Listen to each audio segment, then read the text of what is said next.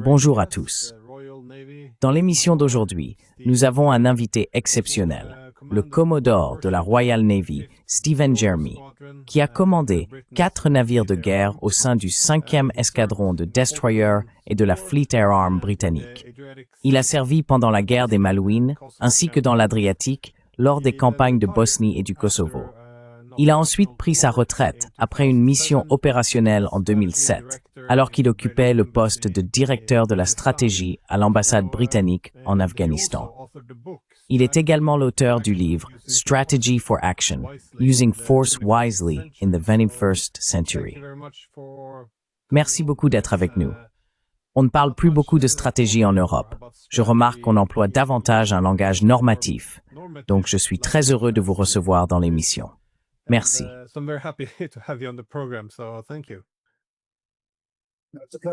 C'est un plaisir. Je suis un grand admirateur de votre travail, Glenn. Donc c'est à la fois un plaisir et un honneur d'être invité et d'avoir l'occasion de discuter avec vous.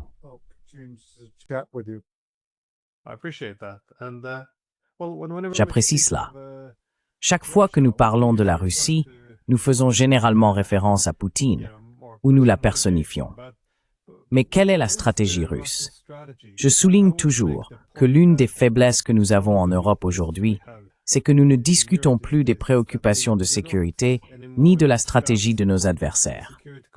En effet, si nous voulons parler de stratégie, nous devons d'abord aborder ce qui les inquiète. Quelles sont leurs préoccupations en matière de sécurité et comment ils y répondent? De mon point de vue, cela nous laisse souvent dans une sorte de vide stratégique. Si tout doit être expliqué comme se produisant dans un vide, alors tout devient une question d'ambition territoriale, de restauration de l'Union soviétique, d'impulsion hitlérienne ou simplement d'un ADN impérialiste. Il n'y a plus de véritable explication. Mais dans l'approche russe de cette guerre, la guerre du premier jour est très différente de celle d'aujourd'hui. Je me demandais, vous avez une perspective intéressante sur la manière dont vous évaluez la stratégie militaire de la Russie ou son évolution.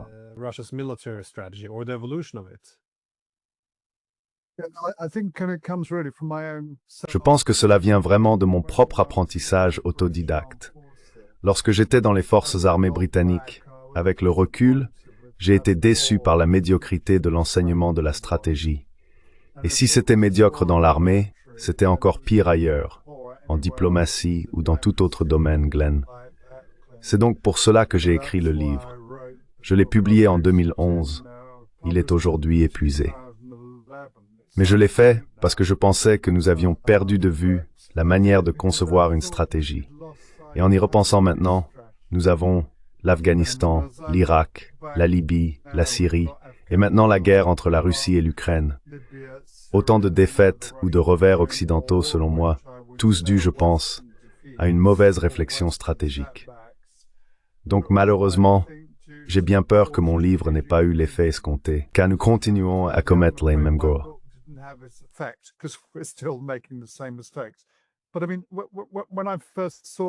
Mais je veux dire, quand j'ai vu la guerre commencer pour la première fois, j'étais pas vraiment concerné. Enfin, je n'étais pas proche de la situation. Je travaillais dans le secteur de l'énergie en mer. Mais la première chose que j'ai faite, c'est de vraiment réfléchir à ce que la Russie essayait d'accomplir. J'ai aussi essayé de mieux connaître Poutine. J'ai lu l'autobiographie de Philip Short, qui est très équilibrée, puis j'ai écouté les 4 entretiens d'Oliver Stone. Là, on commence à saisir le personnage. J'en suis ressorti avec beaucoup de respect, car j'ai senti que c'était quelqu'un de très stratégique. Et la façon dont j'ai commencé à voir les choses, c'est qu'en réalité, tout cela concerne, c'est entièrement une question de sécurité russe.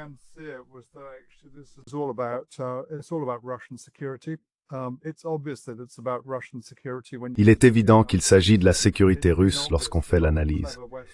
Cela a été évident pour de nombreux penseurs occidentaux avisés depuis le début des années 90. La personne la plus clairvoyante à ce sujet était George Kennan, qui avait déclaré que ce serait la plus grande erreur imaginable. Et je pense qu'il a eu raison. J'ai donc vu la stratégie russe comme une stratégie en évolution. On peut vraiment distinguer 5 phases. La première phase était l'opération militaire spéciale, que beaucoup ont perçue comme une invasion visant à prendre l'Ukraine. Je ne l'ai jamais vu ainsi, car il est évident qu'avec seulement 190 000 soldats, dont beaucoup issus des milices du Donbass, ce n'était pas suffisant pour conquérir un pays plus grand que l'Irak.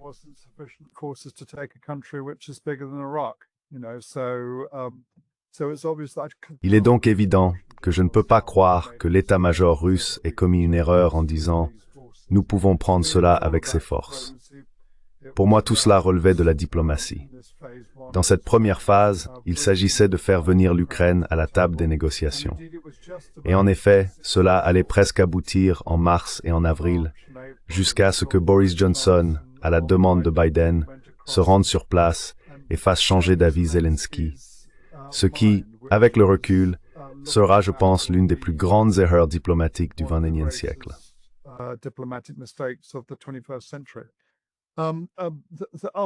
Après cela, lorsqu'il est devenu évident que l'OTAN allait soutenir l'Ukraine et que cela se transformerait en guerre, je pense que la Russie est passée d'une opération essentiellement diplomatique appuyée par la force militaire à une situation où elle a accepté qu'elle devrait combattre.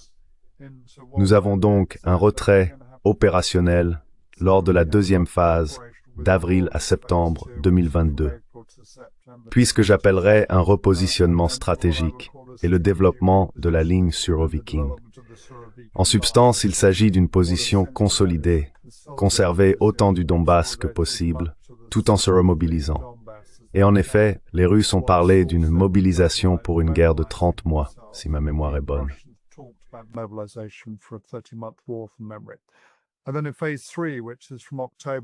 Et ensuite, dans la troisième phase, à partir d'octobre, lorsque la ligne Surovikin est solide et qu'ils ont consolidé leur position, on assiste à ce que j'appellerais une défense opérationnelle d'usure. À ce stade, alors que la Russie se mobilise stratégiquement et avec un certain succès, il ne s'agit pas seulement de main-d'œuvre, c'est aussi une mobilisation militaro-industrielle. Pendant que cela se produit, ce que font les Ukrainiens, sans doute sous l'impulsion des Britanniques et des Américains, c'est se heurter à la ligne Surovikin, avec des conséquences désastreuses non pas pour une, mais pour deux armées.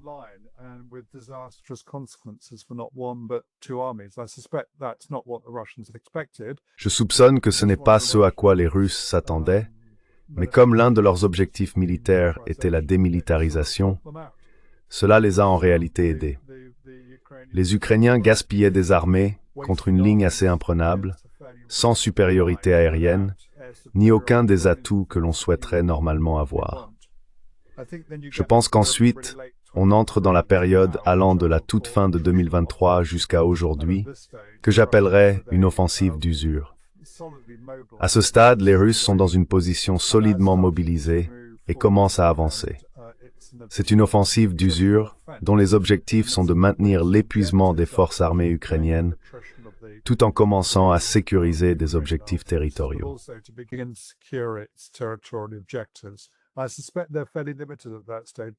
Je pense qu'ils étaient assez limités à ce stade, probablement juste le Donbass, bien qu'ils aient commencé à s'étendre en juillet avec les 4 oblasts de l'Est. Je crois que cela nous amène à la situation actuelle en réalité. Ce que nous voyons, c'est que la conséquence de cette offensive d'usure est l'effondrement de l'armée ukrainienne. Je soupçonne donc que nous entrons maintenant dans une phase 5 qui sera celle de l'exploitation. Dans la phase 4, si la démilitarisation a été accomplie, ce que je pense être le cas ou du moins en grande partie, il s'agit alors vraiment de ce que la Russie doit faire pour assurer ses objectifs à long terme. Et ces objectifs à long terme concernent tous la sécurité. Je ne pense pas qu'ils veuillent le reste de l'Ukraine.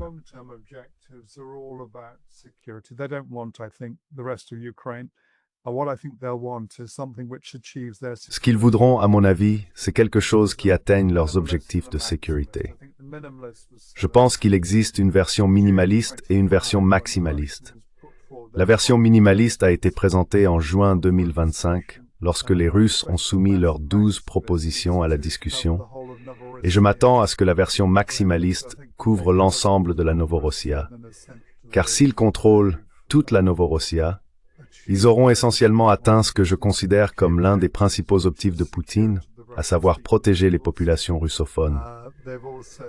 Ils auront également obtenu une zone politiquement assez unifiée, puisque toute cette région a voté lors des élections de 2014 pour un gouvernement plus favorable à la Russie. Et sur le plan stratégique,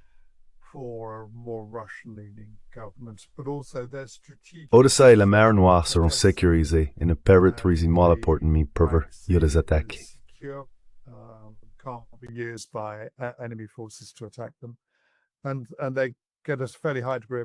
Et ils exercent un degré de contrôle assez élevé sur ce qui entre et sort d'Ukraine grâce à leur maîtrise des ports maritimes.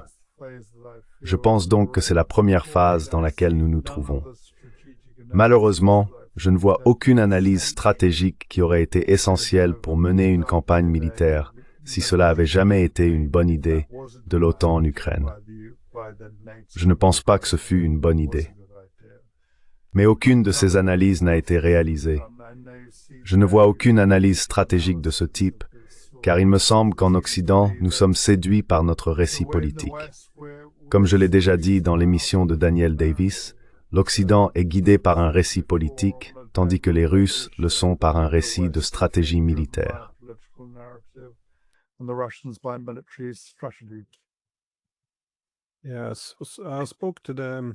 Oui, j'ai parlé à l'ancien directeur de la CIA chargé de l'analyse de la Russie, et il est arrivé à peu près à la même conclusion. L'Occident s'est piégé dans sa propre rhétorique. Parce que, eh bien, je suis tout à fait d'accord avec cela. Nous nous sommes engagés très tôt dans la rhétorique d'une invasion à grande échelle, non provoquée, ayant pour objectif de prendre le contrôle de toute l'Ukraine. Et c'était en quelque sorte, nous devions créer un consensus et mobiliser le soutien du public pour nous engager pleinement et affronter la Russie.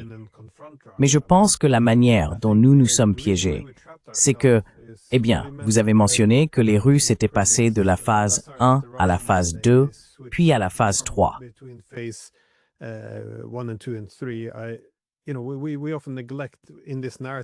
Nous oublions souvent, dans ce récit, que nous devons censurer certaines informations.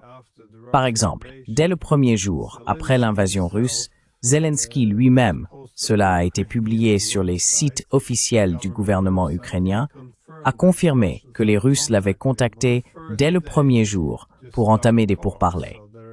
Ainsi, les Russes sont intervenus, comme vous l'avez dit, non pas avec suffisamment d'hommes pour conquérir l'Ukraine, mais avec assez de force pour contraindre l'Ukraine, après 7 ans d'ignorance des accords de Minsk, à mettre en œuvre ce dont la Russie avait besoin pour sa sécurité. Mais lorsque cela a été déraillé, et que de nouveau, la rhétorique, même au sein de l'UMLM, affirmait que cela se déciderait sur le champ de bataille, le conflit est devenu une guerre d'usure.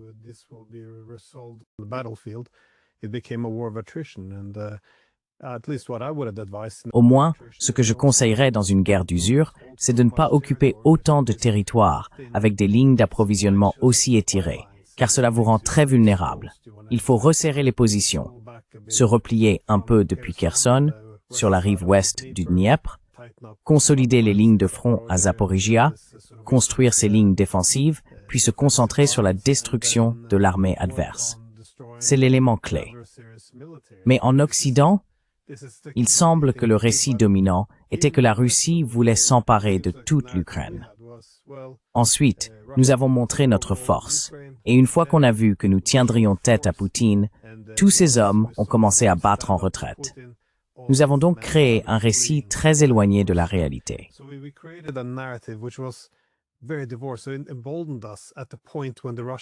Cela nous a enhardis précisément au moment où les Russes se renforçaient et préparaient leurs lignes défensives. C'est, à mon avis, une énorme erreur stratégique. J'ai juste une question à propos d'Odessa, car Odessa semble être une ligne rouge pour les Britanniques et les Français également. Ils accordent une grande importance à Odessa. Mais pour les Russes, il ne s'agit pas seulement d'obtenir un plus grand contrôle sur la mer Noire. Cela leur permettrait aussi de se relier à la Transnistrie ou Pridnestrovie. Et c'est un problème maintenant que l'OTAN semble accroître ses ambitions en Moldavie. Ce serait une incitation supplémentaire. Voyez-vous d'éventuels affrontements autour d'Odessa? Ou jusqu'où les Européens iraient-ils pour conserver Odessa, au moins? C'est une très bonne question.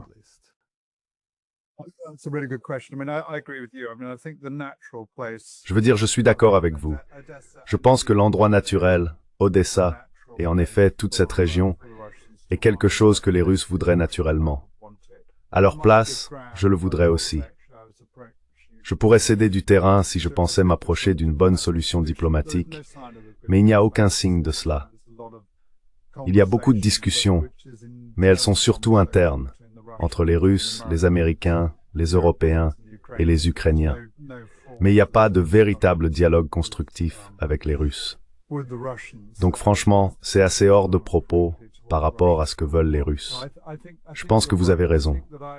Dans la situation de la Russie, mes objectifs sécuritaires maximalistes seraient atteints en tenant le Dniester et toute cette région. C'est une très bonne question de savoir si les Britanniques et les Français, qui semblent engagés avec des forces en déficit, se battraient réellement pour la défendre.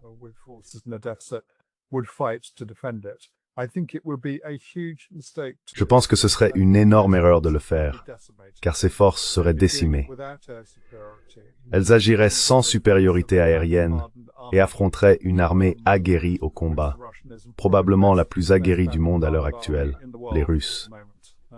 Je dirais que la deuxième meilleure est peut-être l'armée ukrainienne, et elle a été vaincue par les Russes, ou est en train de l'être. Donc, je pense que la question fondamentale pour les Britanniques et les Français est de savoir s'ils sont prêts à subir des pertes très élevées, ce pourquoi, à mon avis, ils n'ont pas préparé leur population, afin de défendre quelque chose qui est, selon moi, périphérique aux intérêts de sécurité de chacun de ces pays.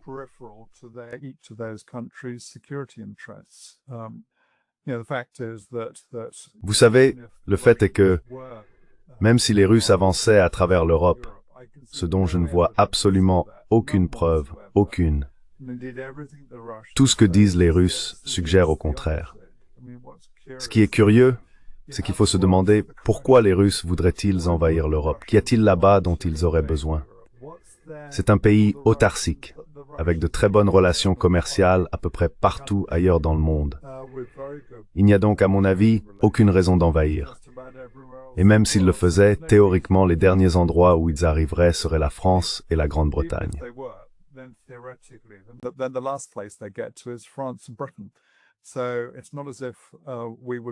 Ce n'est donc pas comme si nous allions être en première ligne dans ces pays.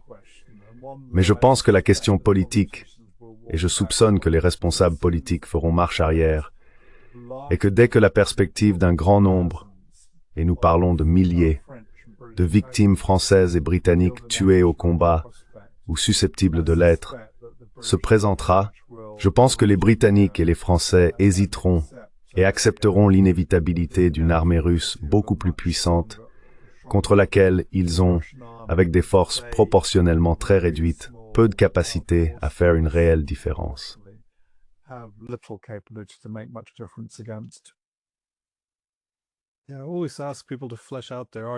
Oui, je demande toujours aux gens de développer leur argument quand ils disent que, après l'Ukraine, les Russes prendront la Pologne.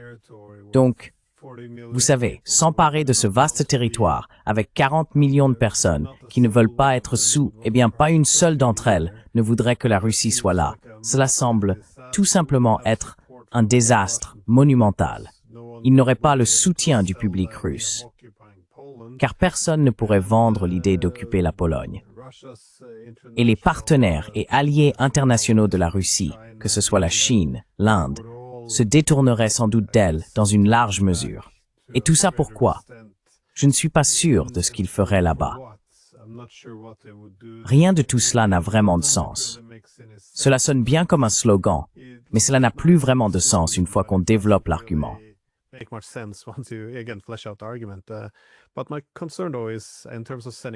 Mais ce qui m'inquiète, c'est l'illusion du contrôle de l'escalade. L'idée que nous pouvons engager un affrontement direct et en maîtriser encore l'évolution. Si les Européens commencent à perdre, que faisons-nous? La situation changerait.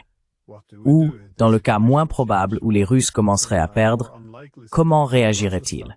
Je ne pense pas que nous ayons vraiment réfléchi à tout cela. C'est juste cette idée de maintenant, il faut tenir tête à Poutine. C'est à peu près là que la logique s'arrête. Mais comment voyez-vous la position ukrainienne? Pensez-vous qu'ils aient jamais eu une réelle chance de vaincre la Russie si l'on regarde le...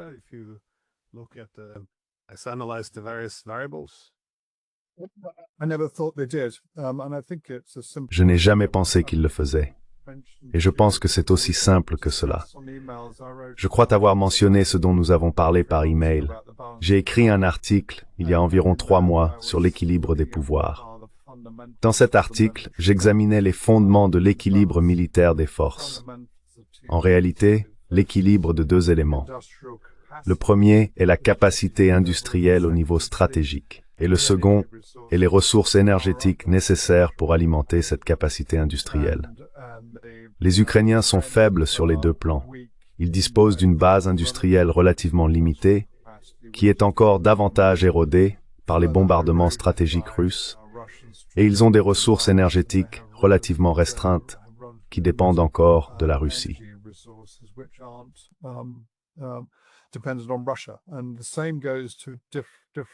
Et il en va de même, à un degré différent, pour les Européens et pour l'Ukraine. Les Américains sont probablement les mieux lotis des 3, tandis que la Russie est un exportateur d'énergie et, comme nous l'avons vu, possède la capacité industrielle de produire, par exemple, autant d'obus de 155 mm que l'ensemble de l'Occident. En un seul mouvement, ils ont donc démontré qu'ils se trouvaient en position de force. Je n'ai jamais pensé que les Ukrainiens pouvaient gagner. Je pense aussi que même si les Ukrainiens avaient pleinement l'appui de l'OTAN, même dans ce cas, dans une guerre conventionnelle contre la Russie, nous perdrions. Et la raison pour laquelle je dis cela, c'est que nous n'avons plus les capacités que nous avions à la fin de la guerre froide.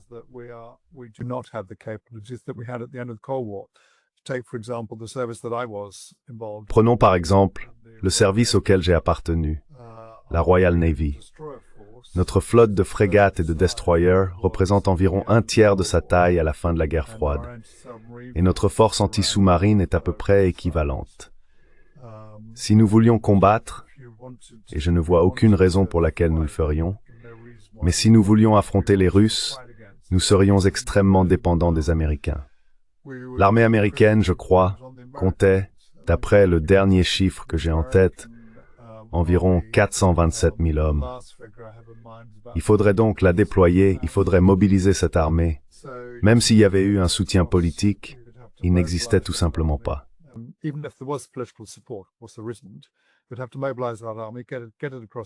Il faudrait mobiliser cette armée et la faire traverser l'Atlantique, où elle serait vulnérable à la guerre sous-marine et aux mines. Ensuite, il faut réfléchir à la capacité industrielle ici en Europe, encore une fois, très vulnérable aux bombardements stratégiques des Russes, contre lesquels nous ne pouvons rien faire. L'un de mes postes dans la marine était celui de commandant d'un destroyer de défense aérienne. Et je peux vous dire que nous n'avons aucune capacité de défense aérienne contre les missiles hypersoniques nulle part en Europe. Je ne pense pas que les Américains l'aient vraiment non plus, peut-être un peu avec ce qu'on appelle le THAAD, mais non, je pense que nous n'avons pas la capacité de gagner. Donc je ne pense pas que l'Ukraine ait jamais eu cette capacité.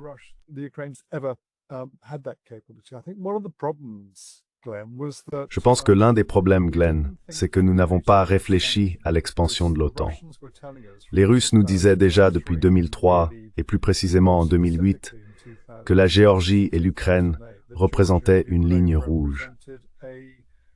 Et pourtant, nous avons continué à nous étendre sans prévoir la possibilité que la Russie pensait réellement ce qu'elle disait et qu'elle agirait en conséquence. Et quand elle l'a fait, nous n'étions pas prêts. Pour cette raison, si nous avions été prêts ou si nous en avions fait davantage, alors, si c'était une bonne idée de s'étendre, l'histoire aurait pu être différente. Mais encore une fois, la Russie opère sur des lignes intérieures, elle est pleinement industrialisée, et je ne vois aucune circonstance politiquement envisageable dans laquelle l'Ukraine, même avec un soutien maximal de l'Amérique et de l'Europe, pourrait gagner.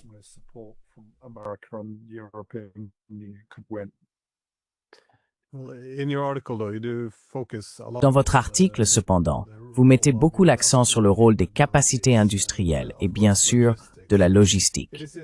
Il est intéressant de noter qu'Obama avait également souligné l'importance de la logistique pendant sa présidence, que c'était la raison pour laquelle nous ne voulions pas intensifier le conflit en Ukraine car les Russes auraient le contrôle de l'escalade. Et l'on fait souvent remarquer que pour les Russes, cela compte davantage. Encore une fois, s'ils perçoivent cela comme une menace existentielle, ils y consacreront tout. Il était assez évident pour beaucoup que les États-Unis finiraient par changer de position. D'ailleurs, j'ai reçu dans mon émission l'ancien chef des forces armées allemandes, le général Harald Kujat, et il faisait le même constat. Pour les Russes, ils mettront tout en jeu, car c'est une question existentielle.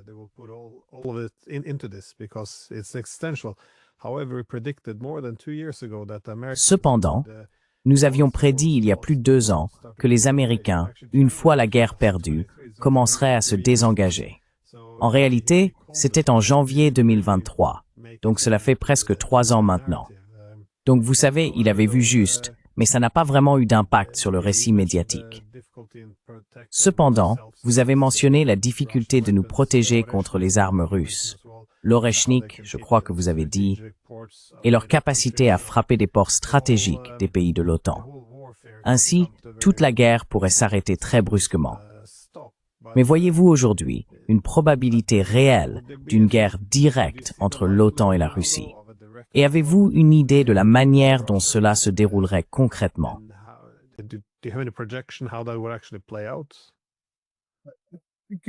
Je pense que c'est peu probable, mais pas impossible. Je ne crois pas qu'il y ait en Europe un quelconque appétit politique pour la guerre. Le scénario inquiétant, bien que peu probable, serait celui où le contrôle de l'escalade nous échapperait et où nous nous retrouverions dans une situation de représailles successives. Quelqu'un réagit, puis quelqu'un d'autre réagit, et ainsi de suite.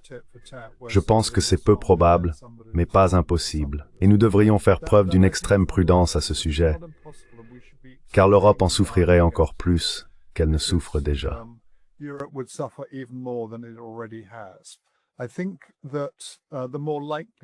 Je pense que la situation la plus probable est que tandis que les discussions diplomatiques, comme le plan du 28e point de paix, se poursuivent, les Russes les observent avec intérêt et ils tiennent à continuer de parler avec les Américains pour des raisons stratégiques évidentes.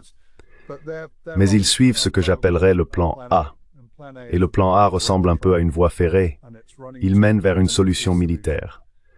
La solution militaire, qu'on a mentionné un peu plus tôt, est soit minimaliste, le plan en 12 points du 25 juillet couvrant les 4 oblasts et la Crimée, soit maximaliste, visant à reconquérir l'ensemble de la Novorossia.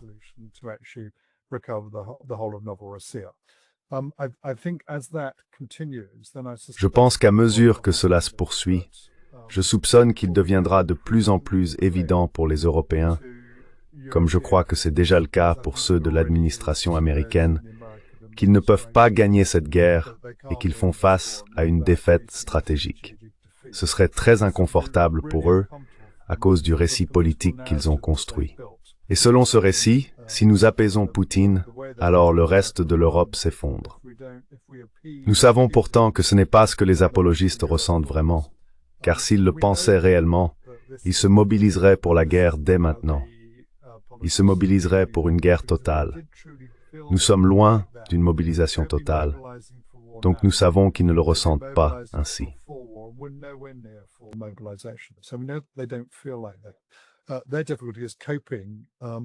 Leur difficulté réside dans le fait de faire face à l'appauvrissement croissant du discours politique à mesure que la Russie se rapproche de la victoire militaire. À mesure que la Russie s'en approche, je pense qu'ils vont simplement devoir encaisser et admettre qu'il s'agissait d'une grave erreur, une erreur stratégique majeure, annoncée dès 1990, puis à nouveau en 1996, comme je l'ai dit, par George Kennan. À mesure que cela se déroule, il sera intéressant d'en observer les effets. Je soupçonne que l'impact politique sur 2 institutions, l'OTAN et l'UMER, pourrait être profond.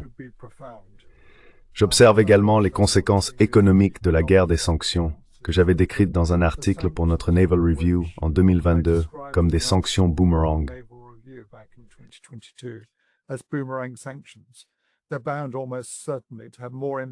Elles auront presque certainement plus d'impact ou un impact plus négatif sur l'Europe que sur la Russie. Et c'est ce qui se confirme. J'ai souvent pensé que Poutine, qui est un étudiant de l'économie et des ressources, en particulier des ressources russes, aurait prévu cela et compris les conséquences pour l'Europe du début de la réduction de nos approvisionnements en hydrocarbures et de leur remplacement par des sources plus coûteuses. Les répercussions économiques ne peuvent qu'être profondes, et c'est bien ce que l'on observe. Je pense donc qu'à mesure que les récessions commenceront à se manifester à travers l'Europe et que les gens se replieront sur eux-mêmes, l'Ukraine deviendra quelque chose qu'ils accepteront si cela signifie qu'ils n'ont pas à dépenser davantage et peuvent se concentrer sur la remise en ordre de leurs propres économies.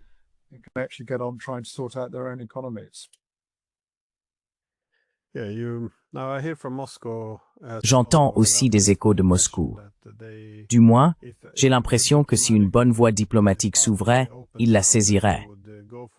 Mais ils partent plus ou moins du principe que cela n'ira nulle part, que Trump fera quelques ouvertures, puis que les Européens interviendront, et qu'il devra alors faire volte-face.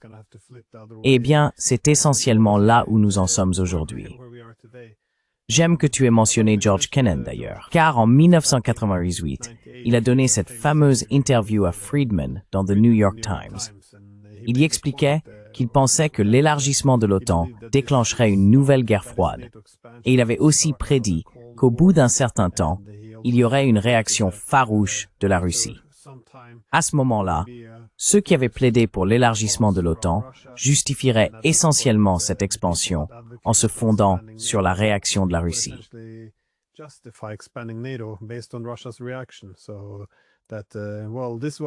C'est pour cela, eh bien, c'est la raison pour laquelle nous avons élargi l'OTAN, parce que les Russes sont simplement des impérialistes, expansionnistes, et qu'ils sont agressifs.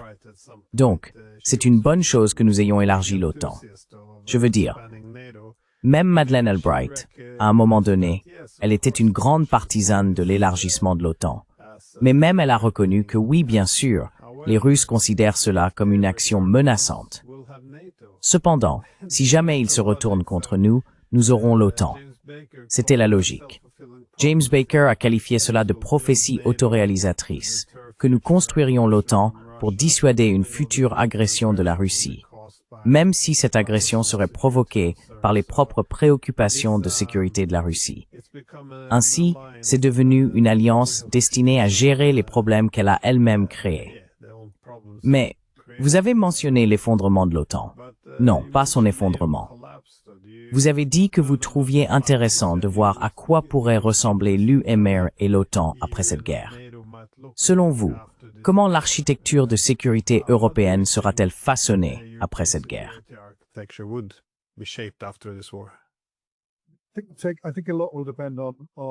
Je pense qu'une grande partie dépendra des jugements des différents pays. J'ai écrit dans un article de Responsible Statecraft que l'OTAN existe pour affronter la menace créée par sa propre existence, tout en étant militairement incapable de s'opposer à la menace que son existence engendre. J'aimerais donc penser qu'à un certain moment, les gens commenceront à se rendre compte que ce qu'ils appelaient la dissuasion par l'expansion de l'OTAN était en réalité une confrontation, et qu'il faut passer d'une situation où, philosophiquement, nous affrontons les Russes en nous approchant de leurs frontières, à une situation où nous pouvons commencer à leur parler. Et je pense que ce que Poutine apprécie dans cette relation quelque peu chaotique entre la Russie et l'Amérique, c'est que malgré tout, cela reste une relation, cela lui donne quelqu'un à qui parler.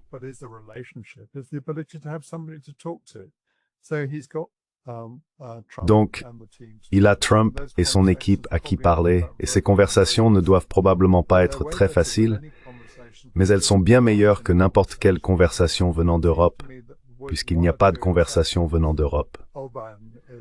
Il me semble que, À une ou deux exceptions près, Obama est celui qui se distingue. Personne ne veut parler à la Russie. Je trouve absolument extraordinaire que la diplomatie ne puisse pas se poursuivre, même dans cette situation difficile. Et c'est le signe d'une sorte de pensée sectaire au sein de la direction politique occidentale. Cette idée que parler à la Russie serait une mauvaise chose. C'est à mes yeux un exemple extraordinaire d'ineptie politique et diplomatique. Mais j'aimerais penser qu'à mesure que la guerre commencera à se rapprocher de sa conclusion, les gens recommenceront à réfléchir à l'OTAN et à se demander si l'OTAN est vraiment la bonne réponse pour la sécurité européenne.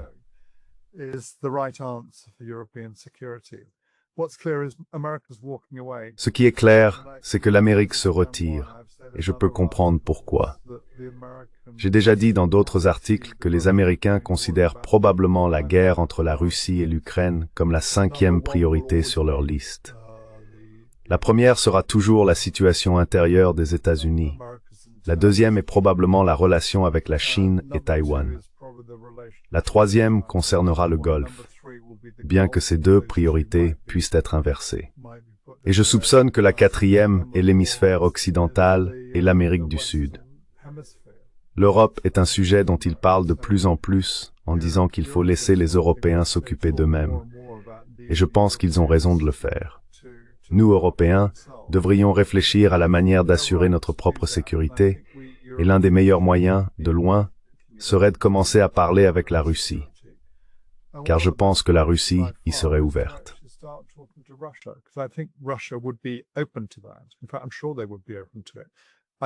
En fait, je suis sûr qu'ils y seraient ouverts.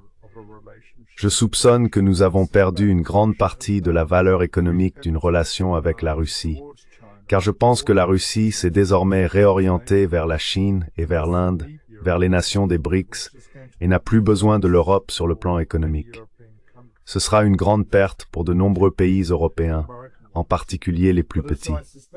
Mais je pense que si nous parvenons à une situation où la relation avec la Russie devient plus coopérative, une relation dans laquelle nous commençons à parler de sécurité coopérative plutôt que de sécurité conflictuelle, peut-être sous les auspices de l'OSCE, dont la Russie est membre, alors nous pourrions réellement commencer à progresser.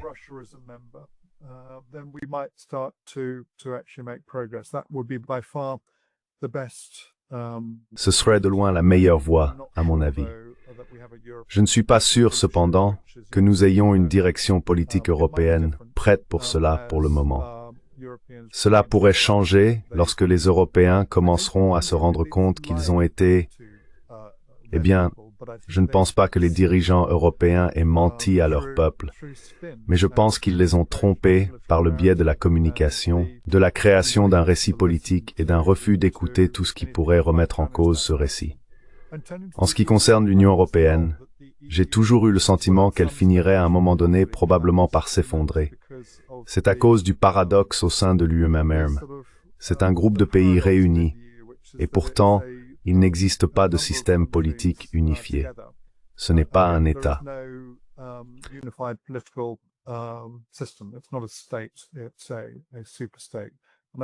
C'est un super-État. Et je pense que le facteur clé, à mon avis, sera l'Allemagne. Parce que si l'Allemagne entre en récession, ce qui semble de plus en plus probable, je soupçonne que les Allemands examineront de très près les dépenses qu'ils effectuent au sein de l'UEMM. Et si ces dépenses commencent à diminuer, ou s'ils décident de dépenser moins dans l'UEMM, et je le ferai à leur place, alors on en vient à se demander à quoi sert l'UEMM. Parce que bien sûr, une grande partie de l'UEMM, en dehors du marché commun, est probablement une bonne chose. Mais une grande partie de l'UEML concerne en réalité les investissements des pays du Nord dans les pays du Sud pour soutenir leur développement économique. L'autre question ici, bien sûr, concerne également l'euro.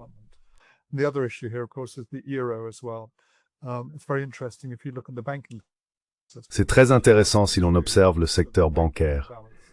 Le système Target 2, qui suit les déséquilibres bancaires entre l'Allemagne en particulier et d'autres nations du Nord et celles du Sud, rend difficile d'imaginer comment ces déséquilibres ou les dettes qu'ils impliquent pourraient être corrigés. Je soupçonne donc que nous assisterons à un effondrement économique. Et lorsque cet effondrement surviendra, peut-être que le mot est trop fort, peut-être pas, mais au fur et à mesure qu'il se produira, je pense que les gens commenceront à raisonner beaucoup plus en termes de leur propre nation, plutôt que d'essayer de maintenir une institution qui, je le crains, a révélé au cours des 3 ou 4 dernières années, dans cette campagne en particulier, bon nombre de ses failles fondamentales.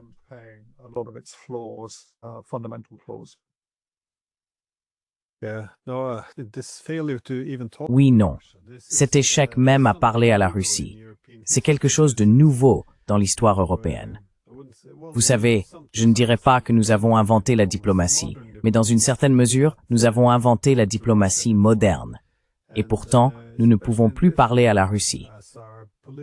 Surtout dans cette guerre, nos dirigeants politiques sont restés sur la touche et ont regardé des centaines de milliers de jeunes hommes mourir dans les tranchées, sans jamais vouloir parler à l'autre camp. Ils auraient au moins pu atténuer certains excès de la violence. Et non seulement cela, mais le boycott de la diplomatie s'est accompagné d'un tel moralisme, comme s'il s'agissait d'un signe de leur vertu.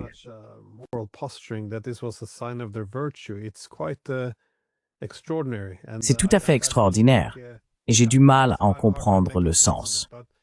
Mais c'est dommage, car je pense que l'architecture de sécurité européenne doit vraiment être au centre ici. Dans les années 1990, nous aurions pu intégrer la Russie dans l'architecture de sécurité européenne. En effet, c'était la principale stratégie des Russes après la guerre froide. Tout ce qu'ils voulaient faire, la force motrice, la grande stratégie, c'était de s'intégrer à une Europe élargie, d'obtenir une place à la table. C'est pourquoi je suis d'accord avec vous pour dire que l'OSCE pourrait être cette organisation. Elle a été créée dans ce but, comme une architecture de sécurité inclusive fondée sur les accords d'Helsinki et la Charte pour une nouvelle Europe.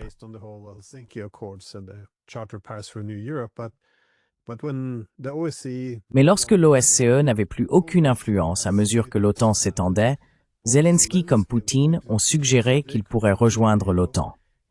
En 2008, le président Medvedev a déclaré « Hey, nous pouvons avoir une nouvelle architecture de sécurité, pan-européenne. L'OTAN peut toujours exister sous l'égide d'un système pan-européen. » Cela a également été rejeté. Puis, je crois que c'était en 2010, la Russie a proposé un accord d'union entre l'UME et la Russie, également rejeté ou accueilli avec froideur. Ils ont continué à espérer qu'une intégration progressive par la coopération économique pourrait être la voie à suivre. Et puis, bien sûr, tout cela a pris fin en 2014 avec le renversement de Yanukovych, lorsqu'ils ont compris que si l'Ukraine devait devenir une ligne de front plutôt qu'un pont, et maintenant avec les sanctions en plus.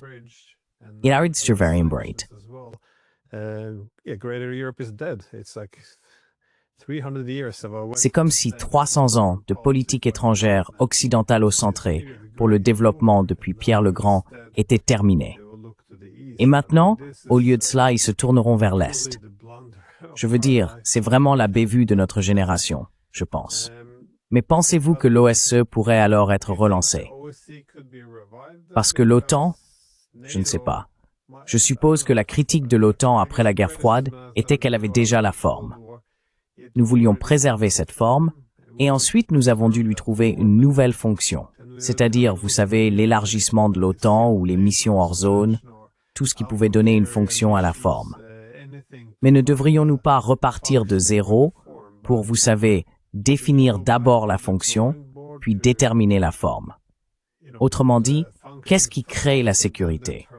À quoi devrait ressembler, selon vous, l'architecture de sécurité européenne?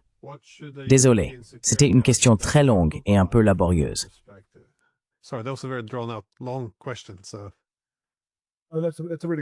C'est une très bonne question, je pense. Mon expérience de l'OTAN et mon frère, qui était également officier de marine en service, avait lui aussi une expérience de l'OTAN. Je me souviens qu'il m'avait parlé d'un déplacement au commandement régional sud. Je crois que c'était à Naples, je me souviens plus très bien. Mais il disait à quel point il avait été frappé par le nombre de brigadiers qui se promenaient partout. Le fait est que les quartiers généraux de l'OTAN sont trop hiérarchisés.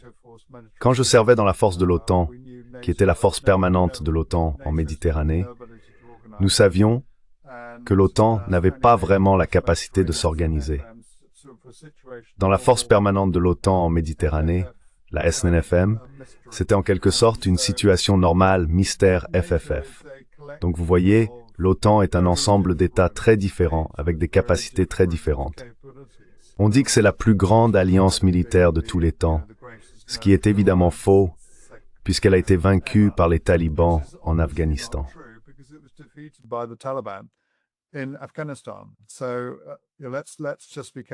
Soyons donc prudents quant à la manière dont nous écoutons notre propre récit politique sur l'OTAN. Personnellement, si j'en avais le choix, je la fermerais.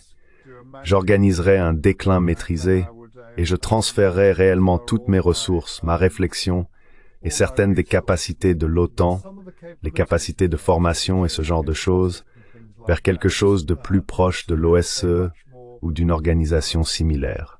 Je pense que je choisirais l'OSCE. C'est pas parfait, mais bon sang, l'OTAN ne l'est pas non plus. Je me souviens qu'en 1986, j'étais impliqué dans le partenariat pour la paix et nous avions un navire russe, un navire américain et un navire britannique sur lesquels j'aidais à la formation en 1986. Il y avait alors un très bon sentiment parce que nous pensions qu'enfin, ces gens contre qui nous nous préparions à nous battre, peut-être même au niveau nucléaire, nous commencions par la Fort Griff.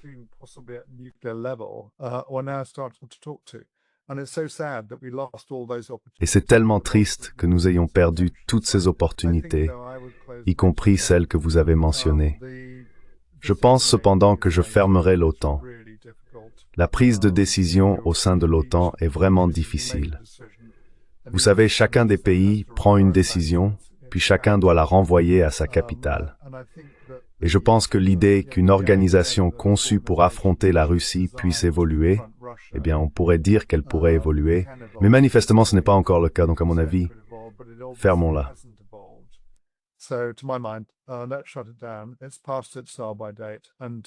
C'est dépassé. Et puisque les Américains partent de toute façon, je pense que nous, Européens, allons vraiment devoir réfléchir à la manière de prendre soin de nous-mêmes. Je ne comprends toujours pas très bien pourquoi nous nous inquiétons autant du départ des Américains. Je veux dire, les Américains sont une nation très puissante à avoir à nos côtés, mais ils n'ont pas toujours agi dans l'intérêt de l'Europe. Et je ne pense pas que leurs activités, je crains de devoir le dire, tout comme celles des Britanniques, en Ukraine entre 2014 et 2021, aient été dans l'intérêt des Européens. Malheureusement, les Européens ont suivi parce qu'ils pensaient avoir besoin de l'appui de l'Amérique. Mais je pense qu'être réellement indépendant de l'Amérique et commencer à adopter une approche plus réaliste est la voie à suivre.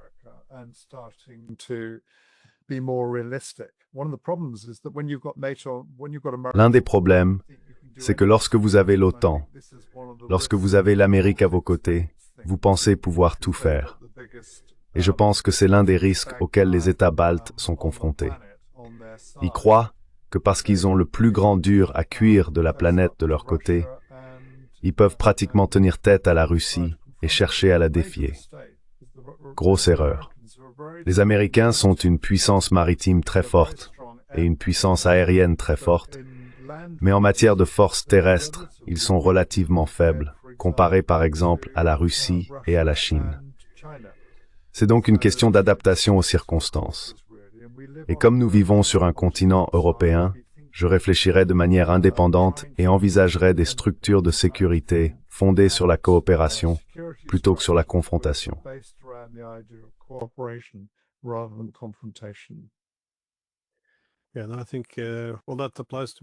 Oui, et je pense que cela s'applique à de nombreux pays européens, du moins ici en Scandinavie.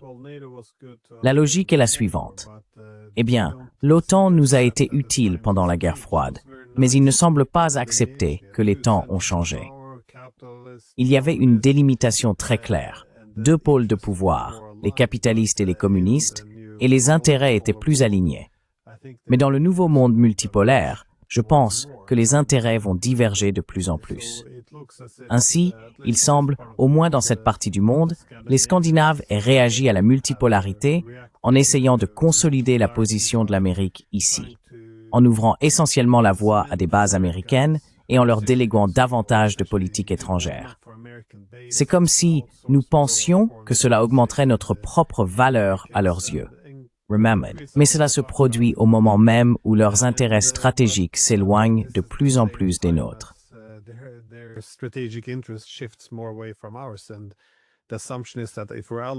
Et on part du principe que si nous sommes alliés, nos intérêts seront les mêmes. Mais je pense que oui, il est assez évident qu'ils changeraient radicalement. Cela a toujours été un problème entre l'Europe et l'Amérique, car la présence américaine en Europe est très forte. Et bien sûr, ils ont joué un rôle d'apaisement. Ils ont assuré la sécurité après la Seconde Guerre mondiale et offert des accords commerciaux très généreux. Mais à cause de cette proximité, cela a été une arme à double tranchant. Soit les gens sont excessivement pro-américains, au point d'être prêts à déléguer leur propre politique étrangère, soit ils sont farouchement anti-américains. Nous ne semblons pas avoir ce juste milieu où nous aurions simplement un partenariat fondé sur des intérêts communs. C'est soit déléguer notre sécurité, les adorer ou les détester. C'est très étrange.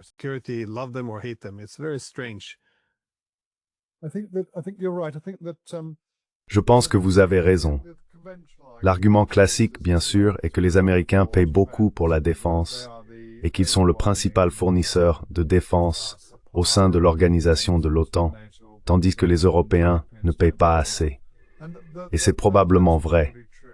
Mais je pense qu'une certaine paresse intellectuelle s'est développée chez les Européens, qui consiste à se dire qu'ils n'ont pas à s'inquiéter des choses, puisque les Américains sont de leur côté.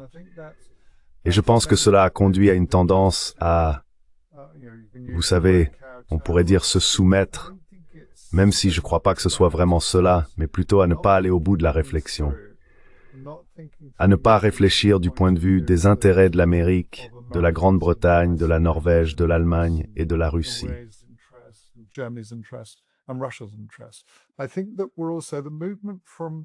Je pense que nous assistons également à un mouvement vers un monde multipolaire.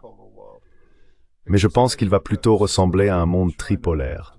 Car lorsque j'observe la manière dont la Chine se développe en tant que superpuissance industrielle mondiale, et la façon dont la Russie s'est affirmée à la fois sur le plan militaire et industriel, et si l'on considère les exportations d'énergie, la Russie est, je crois, le deuxième exportateur de pétrole et le deuxième exportateur de gaz, mais en termes d'exportation totale d'hydrocarbures, elle est la plus grande au monde. Nous avons donc deux nations très puissantes qui se sont affirmées comme telles.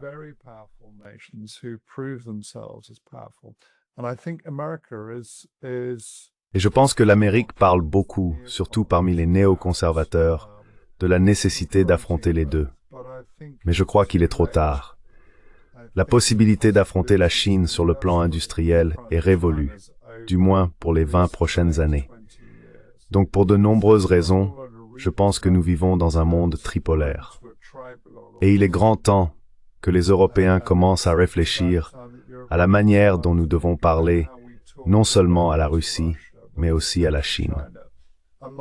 Je ne dis pas que ces conversations seront faciles, mais il vaut mieux les avoir. Mieux vaut le dialogue et la diplomatie que de se retrouver face à un mur de pierre, vous savez, un mur froid que nous aurions nous-mêmes construit et que les Russes ne souhaitent pas.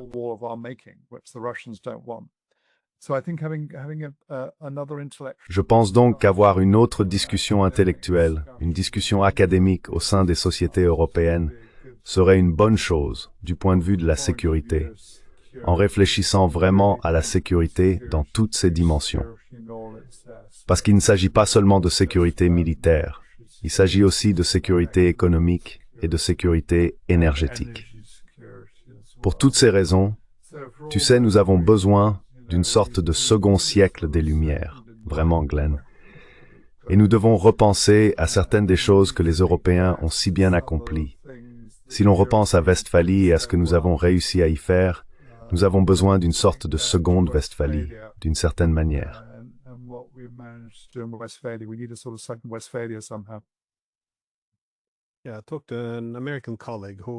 Oui, j'ai parlé à un collègue américain qui m'a dit que, d'après les discussions à Washington, le débat qu'ils ont sur l'adaptation au nouveau monde multipolaire, où l'attention stratégique et les ressources de l'Amérique se détourneront de l'Europe, porte en réalité sur la forme que cette relation devrait prendre.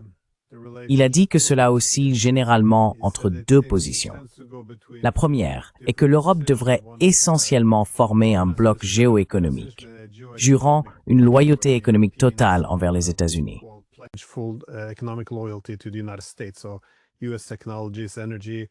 Donc, les technologies américaines, l'énergie, tout cela, vous savez, relève largement d'un modèle de type État vassal. Ou bien, à l'inverse, ils essaient d'en tirer un peu plus en termes de ressources, c'est-à-dire amener les industries clés à traverser l'Atlantique et à centraliser le pouvoir là-bas. Mais encore une fois, comme vous le dites, nous devrions avoir nos propres discussions en Europe. Ce qui est bon pour nous, quelle est notre place dans le monde? Comment l'Europe préservera son unité dans un monde post-américain ou multipolaire? Que signifiera la sécurité? Quelle devrait être notre relation avec les Russes et les Chinois? Idéalement, ces conversations ne devraient pas se limiter à des slogans émotionnels, mais il semble qu'il reste encore beaucoup de chemin à parcourir. Bref, ai-je des réflexions finales avant que nous concluions?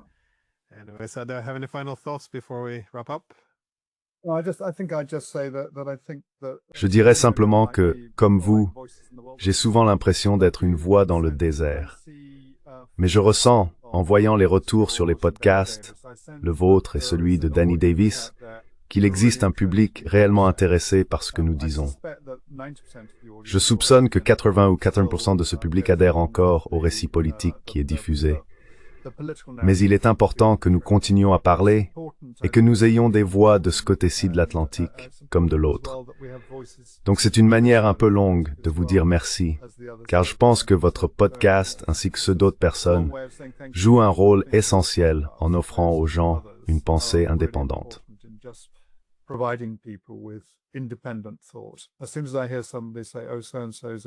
Dès que j'entends quelqu'un dire « Oh, un tel est un fan de Poutine, et je suis sûr qu'on le dit de moi », je me dis simplement qu'il a perdu le débat, parce qu'il ne s'y engage pas vraiment.